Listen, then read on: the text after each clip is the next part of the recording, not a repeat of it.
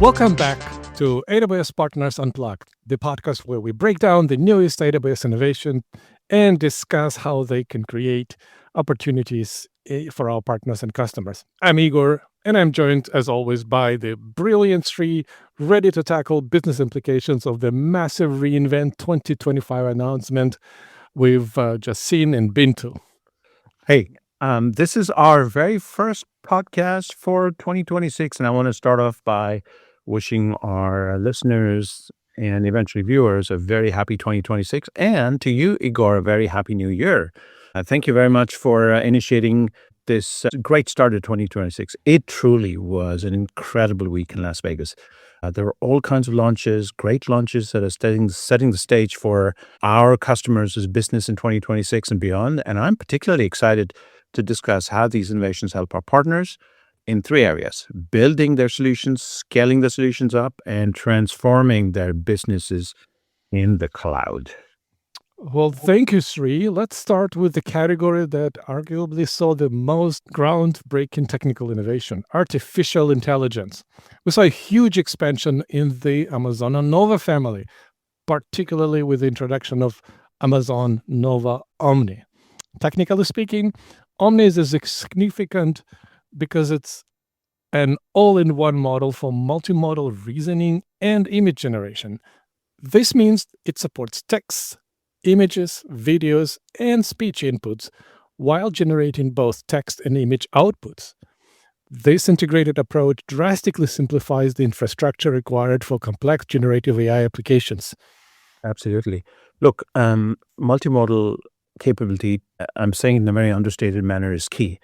It's because it opens up an entirely new workflow automation scenario for our enterprise partners, right? And speaking of automation, partners need reliability when deploying these kinds of new capabilities, especially in enterprise environments where, things just can't fail simply because, you did something wrong in terms of how you're tweaking your models. That's why I see the general availability of Amazon Nova Act as a massive, massive business enabler, right?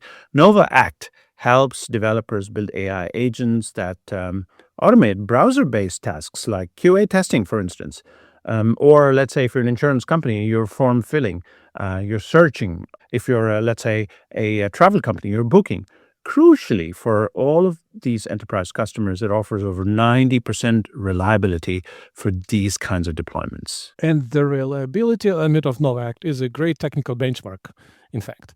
And the improvements in agent management are also fascinating. We now have Amazon Bedrock Agent Core generally available, which significantly enhances policy controls, quality monitoring, and has improved memory handling for deploying trusted AI agents. From a technical scaling perspective, these features make it so much easier to confidently scale AI solutions across large organizations. And as you know, AWS is known for its scalability and performance, right? And scaling is exactly where many of our partners, in fact, all of our partners shine. And these updates reduce the friction points for large-scale AI adoption, right? Another crucial development for partners aiming to deliver highly customizable solutions or customized solutions is the new program that I'm excited to talk about called Amazon Nova Forge. Now, what Nova Forge is that it gives organizations unprecedented access to their Nova model training environment, allowing them to build custom frontier models that deeply embed their domain expertise. What that actually means is that now they're able to use their own proprietary data on the Amazon Nova family of models to be able to create these frontier models. What this does is it also tackles the traditional barriers of cost, compute, and time that previously restricted custom model development. So a lot of these specific use cases require proprietary bespoke data that partners have are going to be coming into effect with Nova Forge. And then to support that kind of intense customization and scale, the underlying infrastructure needs to be optimized for vector workloads. And the general availability of Amazon S3 vectors is a massive technical step here. S3 vectors now allow scaling vector storage and querying up to 2 billion vectors per index.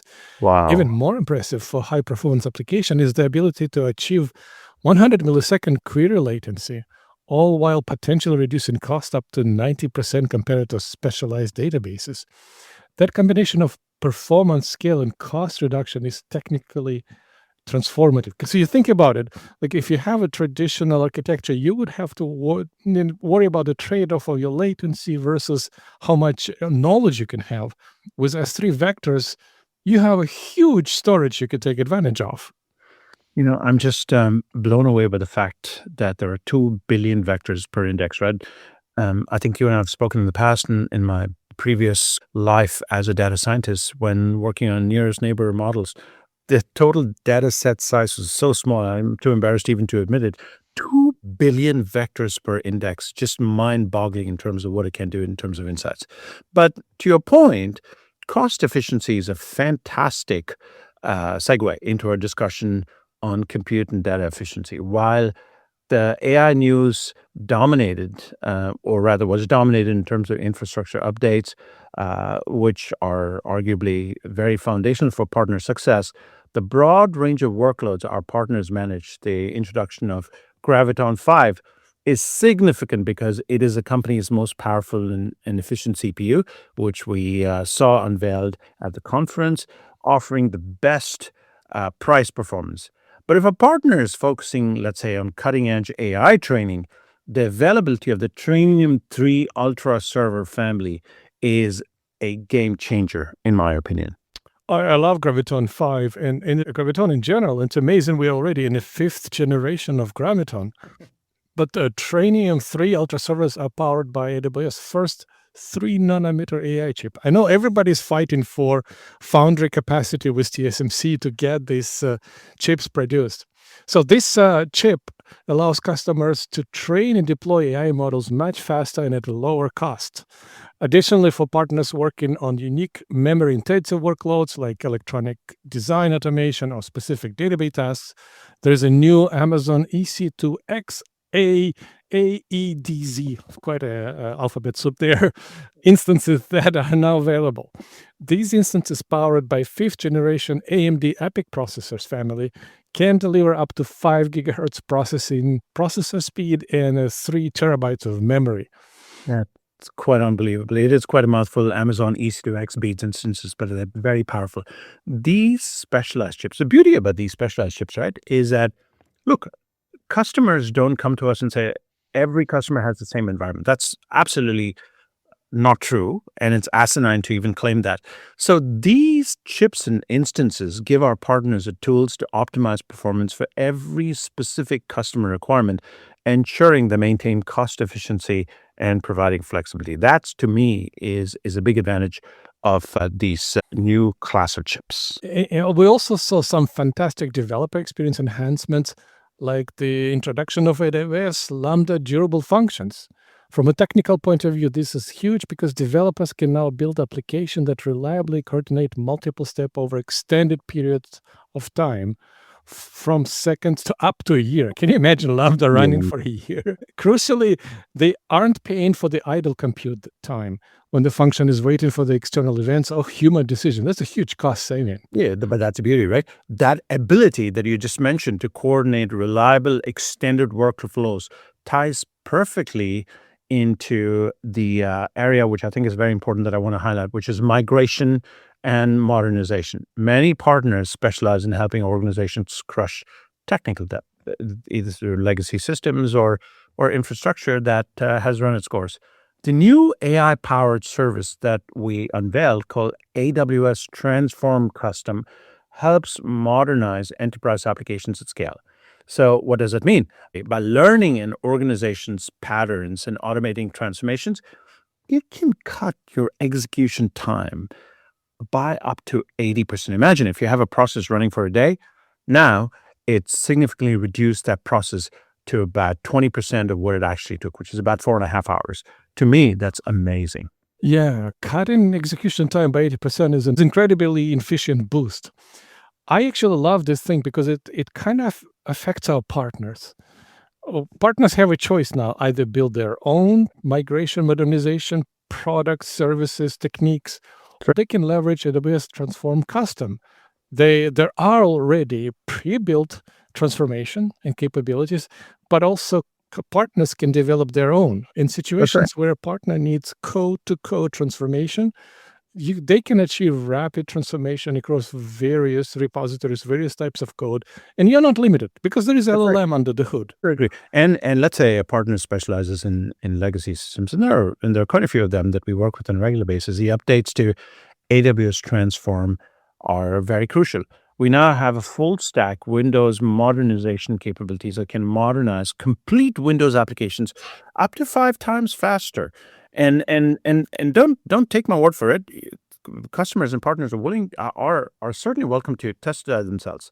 More dramatically, right? As if it couldn't get more dramatic, AWS Transform for mainframe now includes reimagined capabilities and automated testing functionality. This AI-powered approach helps transform legacy mainframe applications into cloud-native architectures, reducing modernization timelines from years to just months through intelligent analysis and automated test generation. To me, this is a complete business model transformation for our modernization partners that we work with on a regular basis. Amazing. I mean, maybe in our lifetime we'll see mainframe being retired from companies. I started my career on the IBM mainframe, so I have a fondness for them, but I know exactly what you're referring to. Yeah, I actually had experience with punch cards. Yeah. Oh, wow. They make great, index cards, but I think this is a powerful way to entry. Whether it's a granular technical control offered by Nova 2 Omni and S3 Vectors, or the massive time savings provided by the AWS Transform suite, reInvent has truly delivered the tools our partners need to solve their customers' toughest challenges. I fully agree. Look, these are exciting innovations. We just talked at a high level about these innovations. We're happy to dive deeper into it.